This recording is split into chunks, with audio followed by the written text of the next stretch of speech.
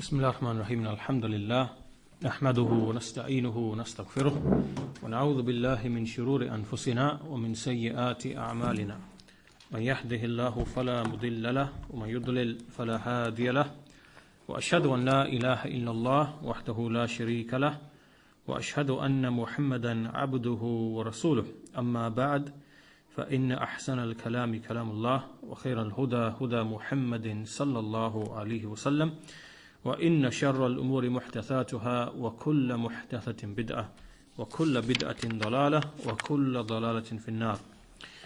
So the last time we had a lesson, this was before Ramadan. It's coming up to maybe 2 months now, so we've had quite a large break in between. So the last topic that we were discussing in this book, we were discussing the topic of the Quran being the speech, the spoken word of Allah subhanahu wa ta'ala. And this is one of the foundational aspects of our belief, that we believe that the Quran is the speech of Allah subhanahu wa ta'ala, and it is the uncreated speech of Allah subhanahu wa ta'ala.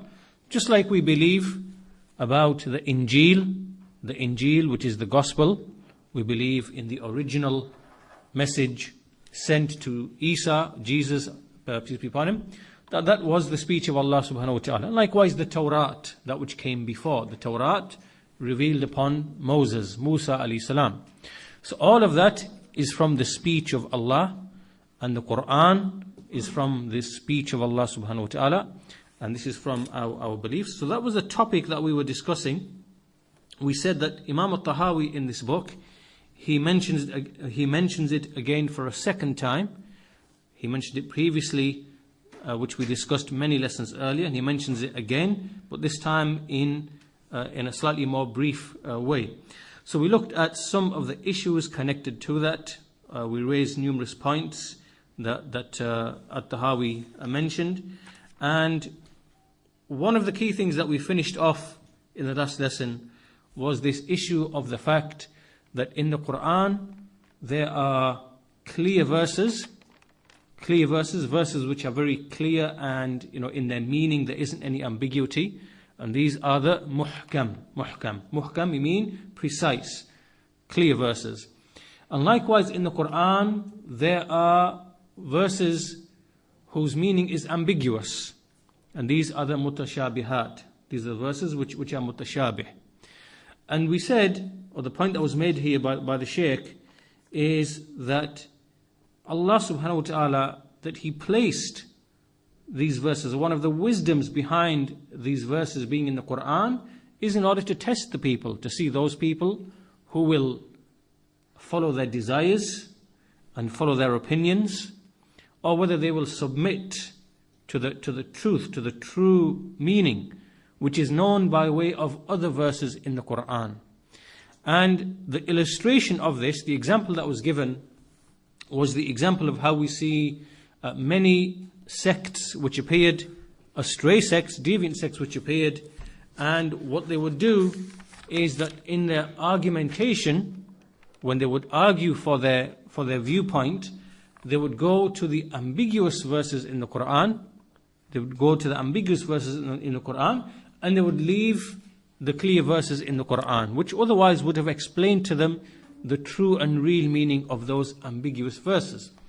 And the example that was given, the famous example, is that of the Khawarij. The Khawarij were one of the first sects to appear in Islam, and they began to believe that some of the companions, they disbelieved because they allowed men to arbitrate in a dispute, or to judge in a dispute, and they treated this to be disbelief. So Ibn Abbas, from the companions, who's from the most knowledgeable of the companions of the Quran, he was sent by Ali radiyallahu anhu to go to those Khawarij, this gathering of huge gathering of people who had split off. And so they argued with him, and they brought an ambiguous verse in the Quran, a verse in which it says that the judgment, the rule of the judgment, is for Allah Al-Ali Al-Kabir, Allah the Most High, the Great. فَالْحُكْمُ لِلَّهِ الْعَلِيُّ الْكَبِيرُ. So they brought this general verse. And then Ibn Abbas, he responded to them with a specific verse. And this specific verse is in relation to issues of marriage, when you have a husband and a wife, and there's some issue, you fear there might be some issue, so you bring an arbitrator from the man's side and an arbitrator from the woman's side. And they get together and they judge in the issue. So here, Ibn Abbas, he brought this ayah to say that in these types of issues, when, we see that the Quran itself has allowed men to judge in disputes that arise. In this case, it happened to be an issue of marriage. So with this, he brought a specific verse and he refuted their general doubt and their ambiguous use of that other verse in the Quran. So the point from all of this that we led towards the end of the lesson is that there's a difference between arguing about the Quran and arguing with the Quran. Okay, so when these Khawarij, when they were arguing about that verse and they were using that verse, they were arguing about the Quran. They were disputing about the Quran. And Ibn Abbas, when he came and he used that verse in the Quran, he argued with the Quran. So in Arabic, we spoke about al-mujadala. Al-mujadala meaning disputation. The disputation fil Quran, meaning about the Quran, is prohibited. But arguing bil Quran, which means using the Quran as an evidence that this is something that is praiseworthy. So Ibn Abbas, he argued bil Quran, with the Quran. And the Khawarij, they were arguing fil Quran, meaning they were disputing about the Quran. So Ibn Abbas, he corrected their misconception, and so many of them, they returned to the truth in that regard. So that was one of the main points that we looked at in the previous lesson. And today we're going to finish off this topic of the Quran. We only have really two statements. There are two statements left in this whole passage. And so those two statements are وَلَا نَقُولُ بِخَلْقِهِ وَلَا نَقُولُ بِخَلْقِهِ وَلَا نُخَالِفُ جَمَاعَةَ الْمُسْلِمِينَ. So these are two statements. We do not say that the Quran is created. We don't say that the Quran, this book, this revelation from Allah, we don't say that it is created. وَلَا نُخَالِفُ جَمَاعَةَ الْمُسْلِمِينَ. And we do not oppose the jama'ah, meaning the main body of the Muslims. We don't separate and split from the main body of the Muslims. So in this lesson, we want to expand upon these two statements. The first one, we do not speak with the Quran being created. We don't say the Quran is created. And nor do we oppose the jama'ah of the Muslimin. So, first of all, وَلَا نَقُولُ بِخَلْقِهِ. We don't say that the Quran is created. As we mentioned previously, the belief of the companions of the Prophet Muhammad ﷺ and the belief of those who came after them, the Tabi'een and those who came after them, their belief is, and the belief of the Muslims in general as a whole, is that the Quran, Al-Quran, Kalamullah, the Quran is the speech of Allah, and it is munazzalun, it is sent down by Allah, revealed by Allah, by way of Jibreel to the Prophet Muhammad ﷺ, and it is غير مخلوق, it is uncreated, it is not created. Minhu bada'a, it began from him, meaning Allah, He spoke the Quran. Allah, He spoke the Quran. So it began with Him. And to Him shall it return. So this is the essence of the belief of the Muslims regarding the Quran.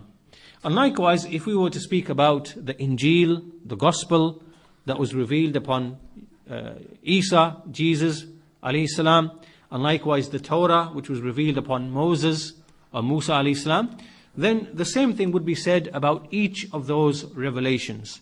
It is the speech of Allah, revealed from Allah, uncreated. It began with Allah. This is what we say. So, this is the belief of the Muslims, and to oppose this belief and to claim and to say that this Quran is created, this is misguidance. This is misguidance. And when a person, he makes this claim, he automatically removes himself from the jama'ah of the Muslimin, just by expressing this belief. By expressing this belief, he departs, he exits from that which the Muslims were upon. Now, historically speaking, this belief of the Quran being created, it is something that many people were put to trial with in history. There are certain names which are famous, names which you are familiar with. The name of Al-Ja'ad bin Dirham, Al-Ja'ad bin Dirham, and likewise Al-Jahm bin Safwan.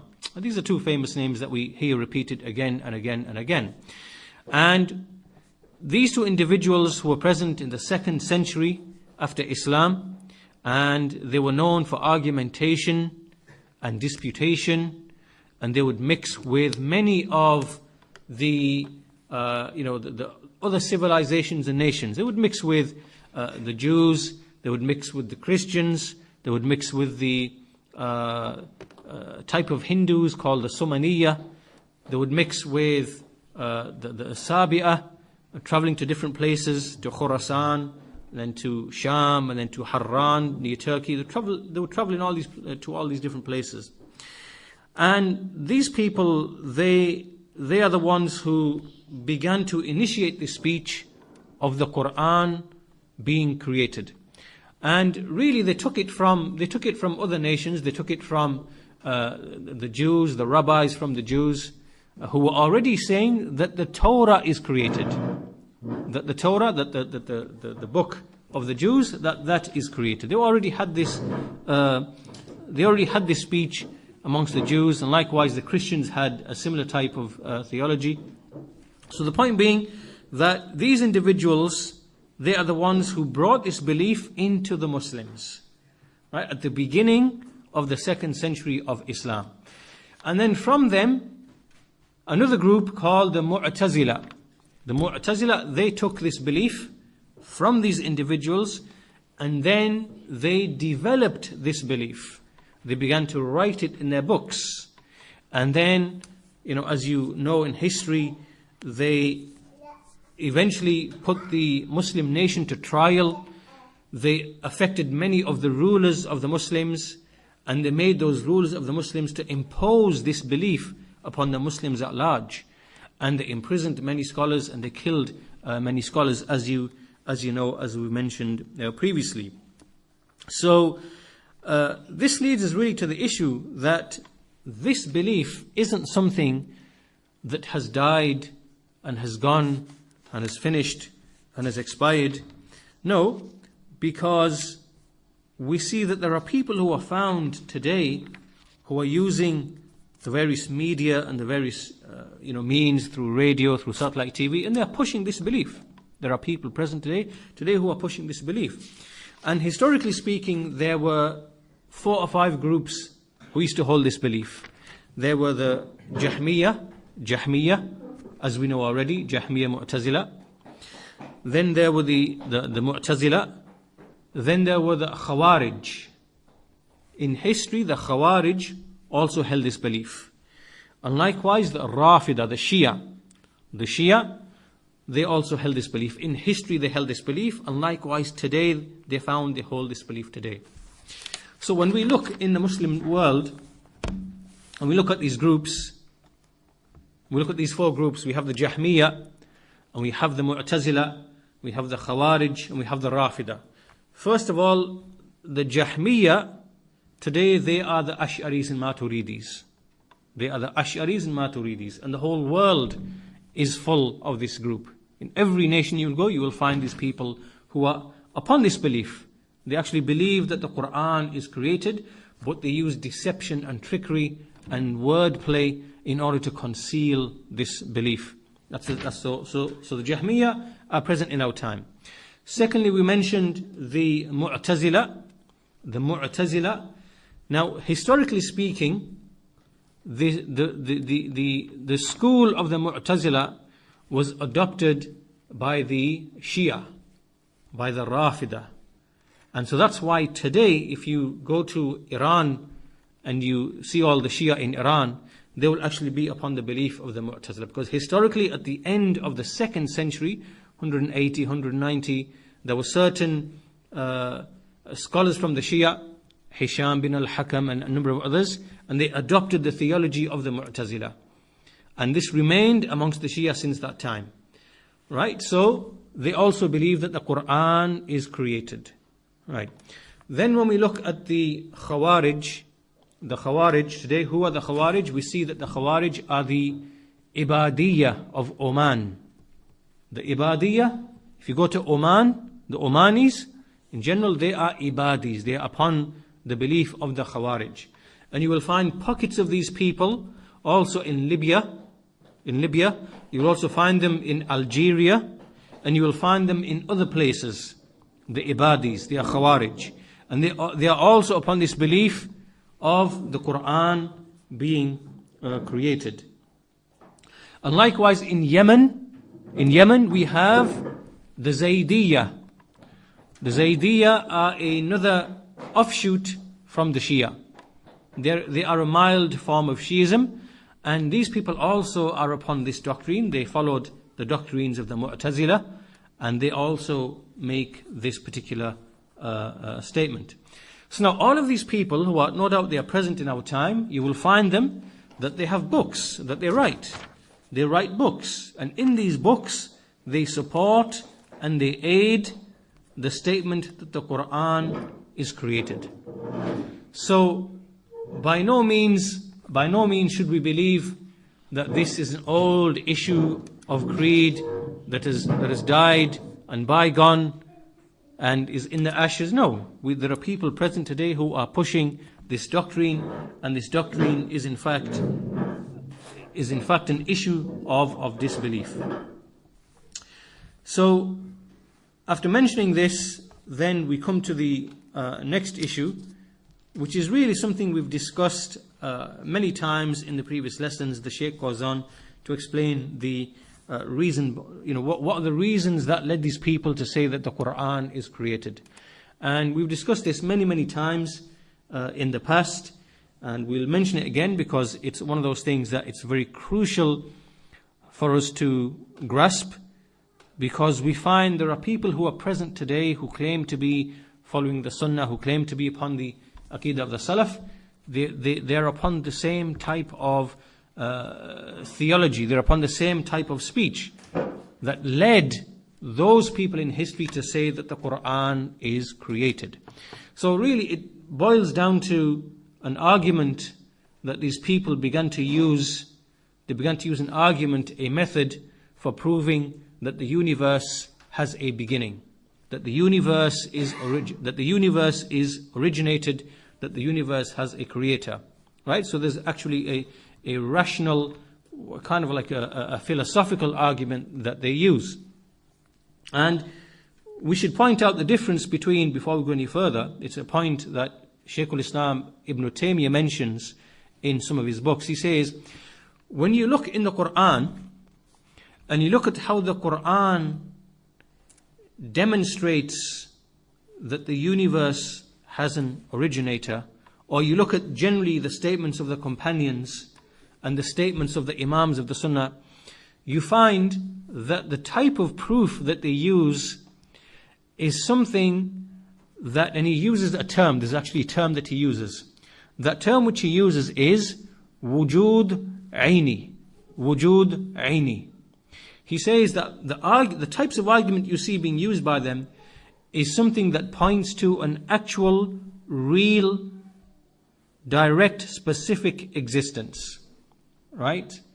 And when you compare that to the arguments used by the people of Kalam and the people of philosophy, you will find that the argument they are using doesn't actually establish a real, actual existence for Allah, but really a theoretical existence. Right? Because it's a type of argument that uses premises and rationalities and so on and so forth. Now, the way to illustrate the difference between the two is to give examples. Like if we look at some of the arguments used by some of the scholars, like Imam al-Shafi'i rahimahullah, he has a statement in which he says that when you look in the desert and you see, for example, you see camel droppings, right? They are a direct proof for the existence of the camel, right? This is what we mean by wujud aini. Wujud aini. It's like if I said to you, if I said to you that we found a nail on the floor. Okay, we found a nail on the floor. We saw a piece of a nail on the floor.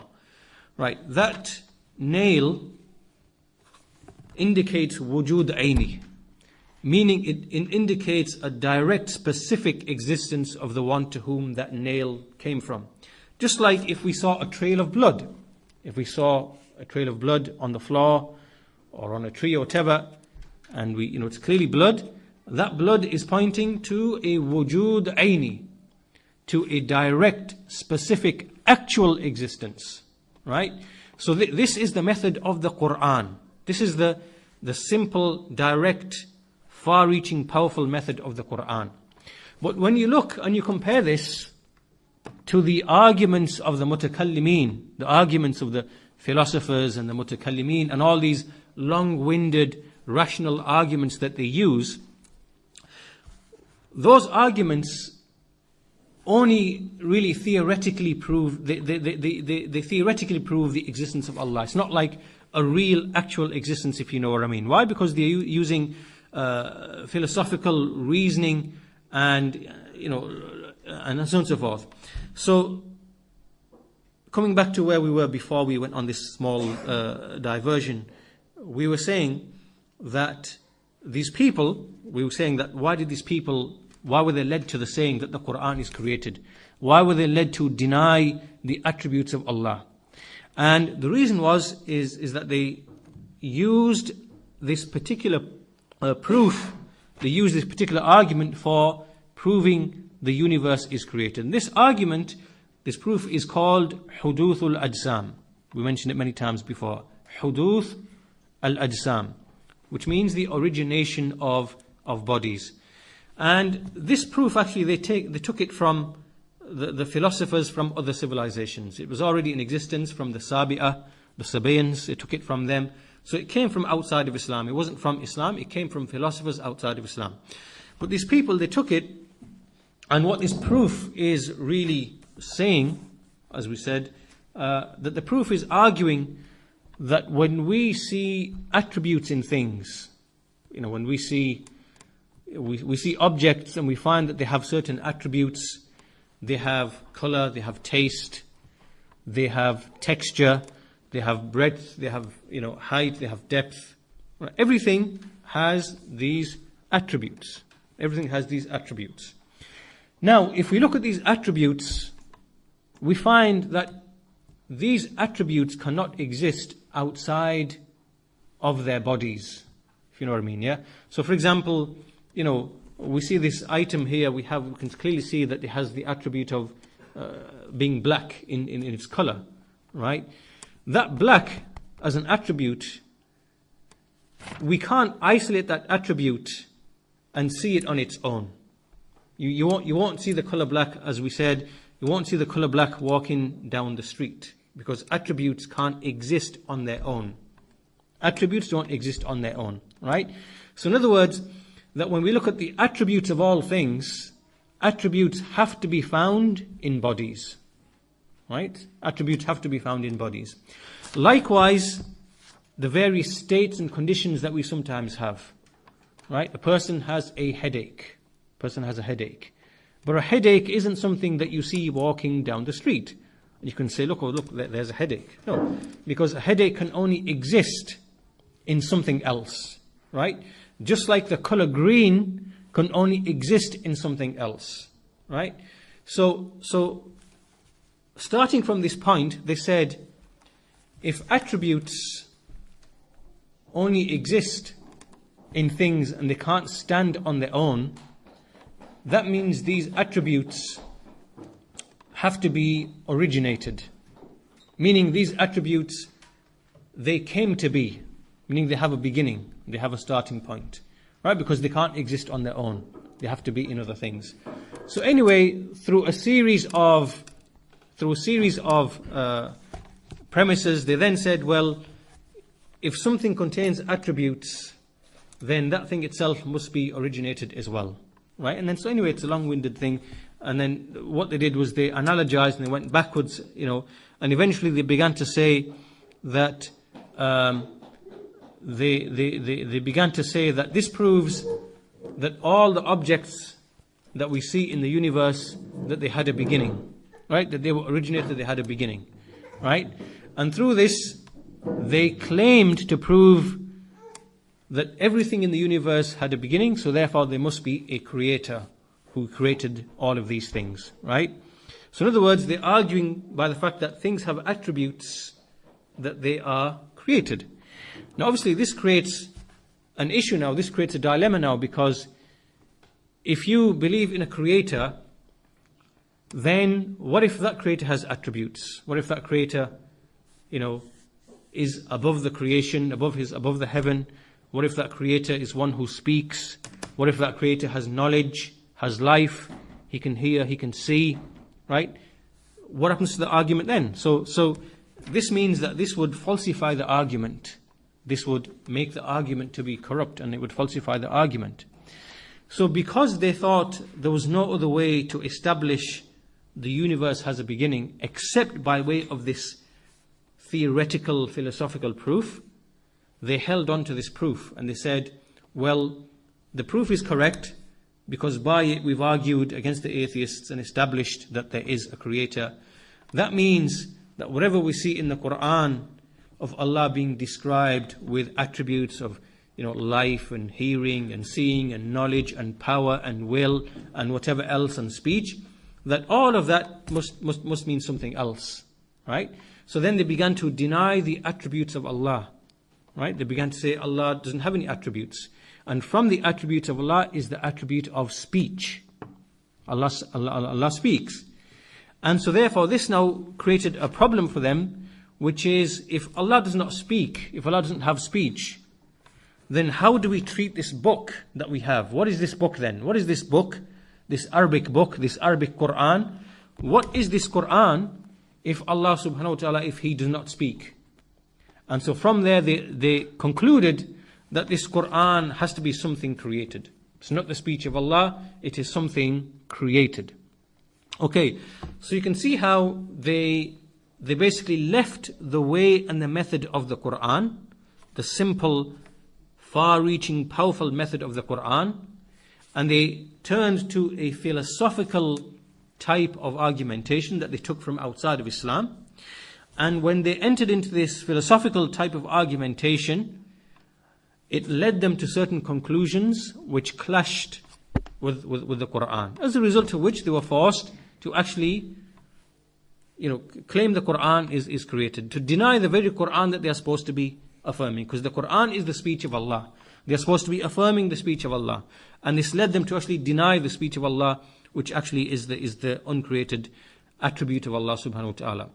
So you see, this is how they went into the misguidance, and obviously there is a lot more detail to this. You can refer back to some of the previous lessons that we in which we went into a bit more detail in this issue. But this is just really a very, very quick summarization, some of the basic the basic elements of the proof that they used, and this is what led them to say that the Quran is created. Okay, now of course we believe that this is a belief of disbelief. It is kufr, it is disbelief to hold this belief. However, there is a shubha, there is a doubt involved, because Muslims believe this because they have, there are arguments that they've been told and that they've been given, and on account of these arguments, many of the Muslims that we find today, from the Ash'aris, Maturidis, and whoever else is caught up in this, then they have argument, they have doubts, and for that reason, when we say that whoever says the Quran is created is a disbeliever, then we are obviously speaking about this in a general sense. We're not declaring any specific individual to be a disbeliever because he holds this belief. Why? Because this belief is something that requires the proof to be established upon a person. Okay, so the Shaykh explains this point, is that no doubt we say, whoever says the Quran is created is a kafir. We say that no doubt because this is clearly the ruling. But as for when a person comes to us and he says, like we see many of the Ash'aris, they come and they say, well, I believe the Quran, which is Allah's speech, is uncreated, but this Quran that we have in words and letters, it is created. Now this person has a misconception, and obviously he has been taught and told certain things, as a result of which he has a shubha. So we can't just declare him to be a disbeliever. We don't declare him to be a disbeliever. We have to clarify and remove the misconception, remove the doubt satisfactorily, and explain to him that he is opposing that which the messenger came with, that which the Sahaba came with, that which the Salaf were upon, until it becomes clear to him that what he is believing is clearly in opposition to the Quran and the Sunnah. So we have to establish the proof against him. We have to establish the hujjah against him. And this is one of the key principles of Islam. We should delve upon it because it's an important principle that we see in Islam. Allah subhanahu wa ta'ala has made it clear in the Quran that nobody is punished, no one will be punished up until the proof has been brought to them, meaning that the evidence has been brought to them. And there are many verses in the Quran that establish this as a principle. In the Quran, Allah says, وَمَا كُنَّا مُعَذِّبِينَ حَتَّى نَبْعَثَ رَسُولًا, that never are we one to punish up until we have sent a messenger. So in Islam, no one is punished except after the proof has been made and brought plain and made clear.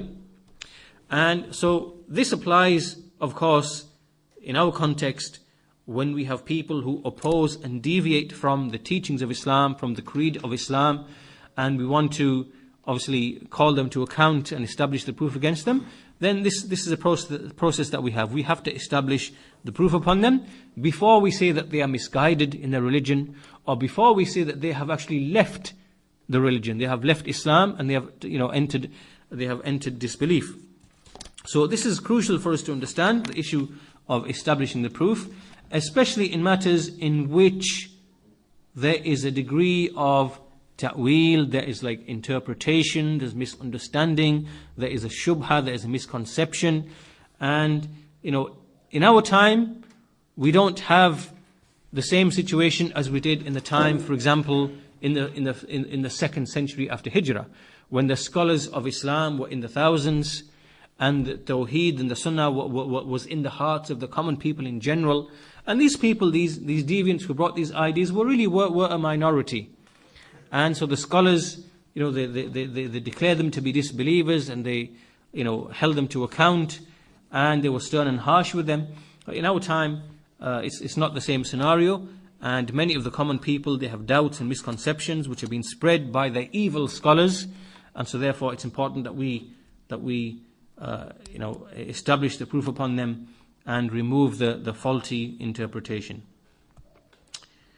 So this concludes our discussion of وَلَا نَقُولُ بِخَلْقِهِ, that we do not say it is created. This now leaves us with the issue of the jama'ah. وَلَا نُخَالِفُ جَمَاعَةَ الْمُسْلِمِينَ, we do not oppose the jama'ah of the Muslimin. What does this mean? First of all, this word jama'ah, the word jama'ah means a group. And it is used in two senses or two ways. The first way is the jama'atud deen,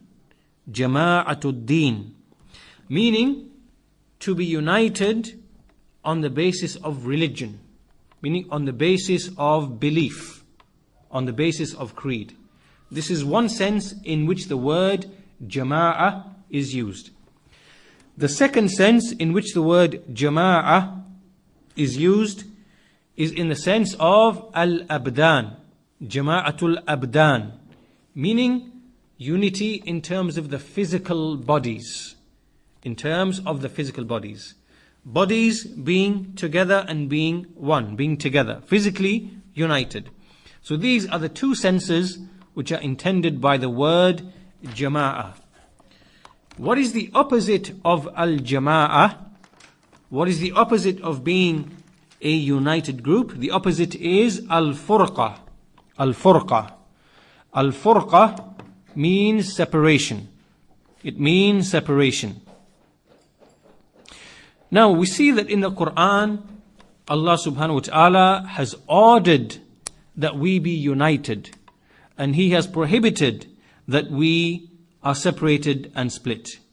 And He has in fact commanded both of these things. He has commanded unity in the religion and unity physically as well. And likewise He has prohibited splitting and separating in the religion, and likewise splitting and separating physically as well. We will find that in the Quran and the Sunnah, both of these commands and prohibitions will be found. And also, these two issues are connected. These two issues are connected. When we are united in the religion, in creed, it automatically follows that we will be united as in a body. Right? And when we are separated and split in terms of the religion, in terms of the creed that we hold, when there are splits in the creed, it automatically follows that there will be splits in, like physically speaking as well. So these two things are binding and they follow on from each other. Unity in creed means unity physically speaking. And separation in creed means separation physically speaking. And as an incidental side point, which is worthy of being made here before we continue, that from this you can see the falsehood and the corruption in the methodologies of all of those groups, the jama'at, which came in the 20th century, and they claimed to be trying to unite the Muslims. And their idea of uniting the Muslims isn't upon the sense that we are speaking of here, meaning uniting them in belief, as a result to which naturally their hearts and their bodies will be united. No, what they meant was that we want to just gather everybody together, irrespective of his belief, irrespective of his creed, irrespective of his ideology. So he can be a Shi'i or a Jahmi or a Mu'tazili or an extreme Sufi, all of them, let's bring them all together under one umbrella. And this was the notion and idea of unity. And this is something that was the foundation of all of these political groups in the 20th century, Ikhwan al-Muslimin, Hizb ut-Tahrir, and all of the splinter groups that we see, all of these extremist groups that arose in the 20th century. All of them are ignorant of this reality, of this fact, that unity in creed is tied like this to unity physically speaking. And separation in creed leads to separation in the bodies. And also it works the other way around as well. That when there's separation in bodies, it leads to separation in creed. So it works actually both ways, as the Shaykh explains here. So here when Imam al-Tahawi says, وَلَا نُخَالِفُ جَمَاعَةَ الْمُسْلِمِينَ, this in fact is a very deep and profound statement. It's a very deep and profound statement. In fact, it summarizes two core essential elements of our belief and methodology as people who follow the way of the Salaf. What are they? The first of them is what we've just mentioned, that we must be united in terms of the creed upon what the Sahaba were upon. This is the first thing. This is one meaning of the word jama'ah. The word jama'ah means to not depart and exit from what the companions were upon and what the Salaf, the righteous generations of old, what they were upon, the companions, tabi'in. Right? This is one sense of the meaning of the word jama'ah. وَلَا نُخَالِفُ جَمَاعَةَ الْمُسْلِمِينَ. And the second meaning of the word jama'ah, which involves the bodies, is to be united behind the ruler of the Muslims. Right? This is what we mean, that the bodies are united and they are kept intact. That we are united behind the ruler of the Muslims. And that we don't start splitting the ranks of the Muslims. We don't start disobeying the ruler and rebelling and revolting against the ruler. And all of this comes under this meaning of وَلَا نُخَالِفُ جَمَاعَةَ الْمُسْلِمِينَ. We don't oppose the jama'ah of the Muslimin. This does not mean what these astray groups claim it means, that everyone must be united under a single umbrella, irrespective of belief. And this doesn't mean what they're saying. This sentence here, when we use the word Jama'atul Muslimin, it has two specific meanings. Number one, we never depart from what the Sahaba were upon in our belief, and we remain united behind the ruler of the Muslims and not create any dissension or any separation or splitting. Right? So this is a great and mighty statement made by Imam al-Tahawi here. And again, another point that should be made, that when we look, this is the creed of the Muslims, this is the methodology of the Muslims, that we do not create tribulations and trials, even if the ruler might be tyrannical or sinful. It is from the Sharia of Islam that we have patience upon that. And again, this is a legislation that the mind of no man could produce. If you were to leave things to the minds of men, you would find, and in fact this is what we actually see in the whole of history, that when you look in the minds of all thinkers and writers and philosophers in the whole history of men, you will see that they have written that when we see the ruler being oppressive, tyrannical, and taking the rights of the people, you will see all of them writing ideas of revolution, justice, rebellion, and so on and so forth. In the whole of history, past and modern, present, if you look at all of the philosophers of the 19th, 20th centuries, Rousseau and all these people, and they write about justice and whatever else, you'll see that they are promoting the revolution, social revolution, toppling the ruler, and so on and so forth. And likewise, you will see them asking for all of the people to be united and come together in order to fight injustice. Right. And then when you look at the Sharia of Islam, you see that the Sharia of Islam is completely the opposite. That on the one hand, it commands the Muslims not to create dissension and turmoil and tribulation by having patience upon the tribulation of the ruler. And on the other hand, it calls for warning against those people of deviation who actually split the hearts of the Muslims, and to speak against them and to warn from them and to protect the Muslims from their evil. We see that it's the other way around compared to what we see all of these jama'at doing. Right? They want to topple the rulers and they want to unite every Muslim, no matter what he's upon, for that purpose. So we see it's completely the other way around. And that's why we consider what is happening in the Muslim lands today, of these revolutions and tribulations, be it in Egypt or in Algeria or in whichever country we see these things are happening, that all of this really is something in which there is more harm for the Muslims than there is benefit. And if only they adhered to the advice of the Prophet sallallahu alaihi wasallam, and and they stuck to the usul, the foundations of the belief of Ahlul Sunnati wal Jama'ah, and they had patience, then Allah subhanahu wa ta'ala would provide for them a way out. And we see from many of the narrations from the Salaf that some of them would say that indeed having patience upon a ruler and his tyranny for 70 years is far better than living in chaos and tribulation for a single night. Right? And it's true when you reflect upon this, because maybe in a single night or a single day you might lose thousands of lives that you wouldn't lose maybe in a decade or 2 decades or 3 decades or whatever. Right? And so these are things, as we said, that these are types of things that the minds of men, they cannot fathom, and they cannot bring the likes of this legislation that we find in the Sharia of Islam. And so in that context, we see here At-Tahawi saying, وَلَا نُخَالِفُ جَمَاعَةَ الْمُسْلِمِينَ. We don't oppose the jama'ah, the united group of the Muslims. But what is this united group? This group here is in those two senses. That we don't depart from what the Sahaba were upon. We don't leave their creed, because that is the basis of unity. Nor do we rebel and cause schisms in the country, and we don't create turmoil which leads to splitting of the bodies. Right? This is a crucial part of our belief. And it's strange why you never see revolutions in England or America or France or Germany or any of these places. These people we don't find revolutions taking place in these countries, because in these countries they already have how can I put it?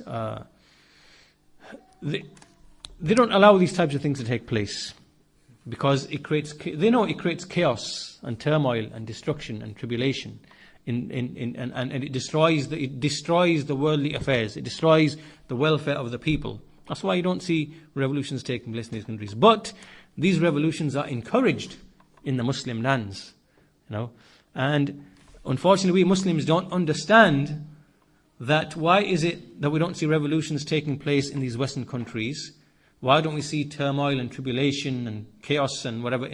Because the rulers of these nations, they understand and they know that in revolutions, they had revolutions centuries ago in Europe, and those days are gone and bypassed. And they don't allow these revolutions because they understand that revolutions bring chaos and destruction, and they're not in the interests of anybody.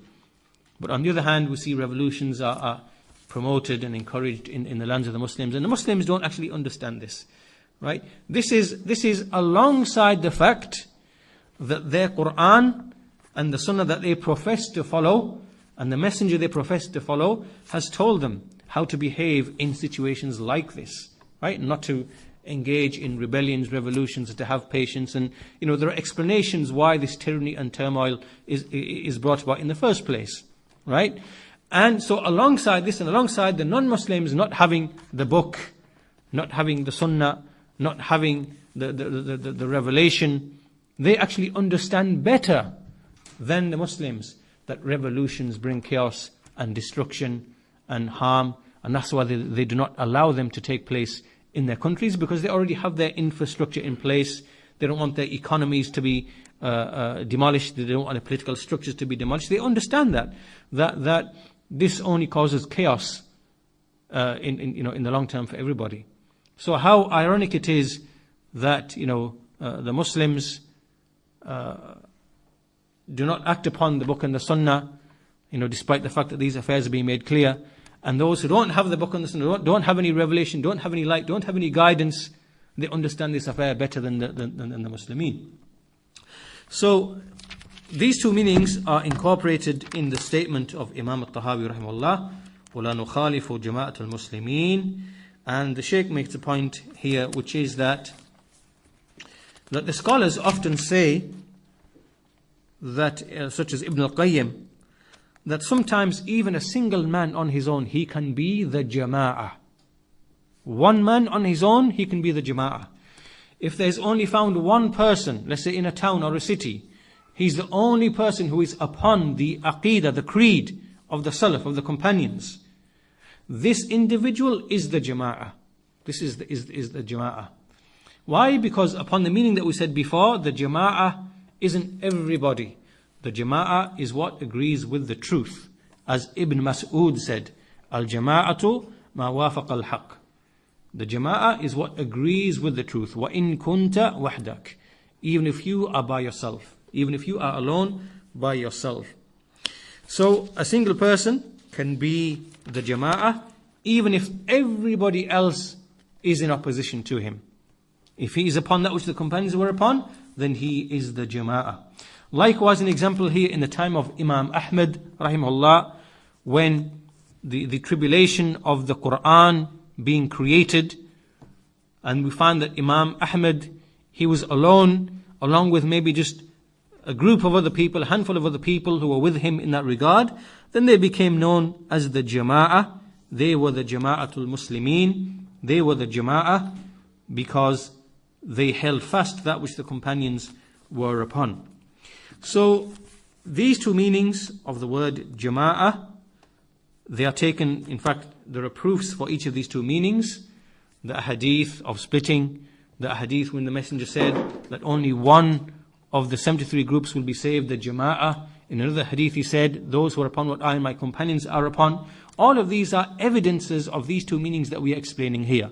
And likewise the hadith that relate to the rulers and adhering to the jama'ah and not splitting, and so all those ahadith that relate to the rulers, likewise that is also a proof of the second meaning that we are speaking of here from the speech of Imam al-Tahawi. So again, we don't want to go into detail and mention all those evidences. Those are already known and present. But just to show that the speech of Imam al-Tahawi, rahimahullah, وَلَا نُخَالِفُ جَمَاعَةَ الْمُسْلِمِينَ, that we understand it in its correct way, and that it includes these two senses, these two meanings, which in themselves are firmly established in the texts of the Quran and the Sunnah. In the Quran and the Sunnah, there are proofs for these specific two meanings. So with that, we conclude our lesson here today, and that concludes our discussion of this entire passage on the Quran being the speech of Allah subhanahu wa ta'ala. And now we are inshallah in a position to move to another topic, and this topic is in relation to Iman, to faith, Iman, and the issue of sins, Muslims committing major sins, and the issue of takfir, the issue of expelling a person from Islam. So these are some of the topics that we will be looking at in the next couple of sentences that Imam al-Tahawi, rahimahullah, that he mentions. And again, these constitute an important part of our belief because they relate to the topic of Iman, of faith, in which many groups went astray. The Khawarij and the Murji'ah and the Mu'tazila. So inshallah ta'ala, we will look at those subjects and those specific issues in the next lesson. Walhamdulillahi Rabbil Alameen, wa sallallahu ala nabina Muhammad wa ala alihi wa sahbihi ajma'in.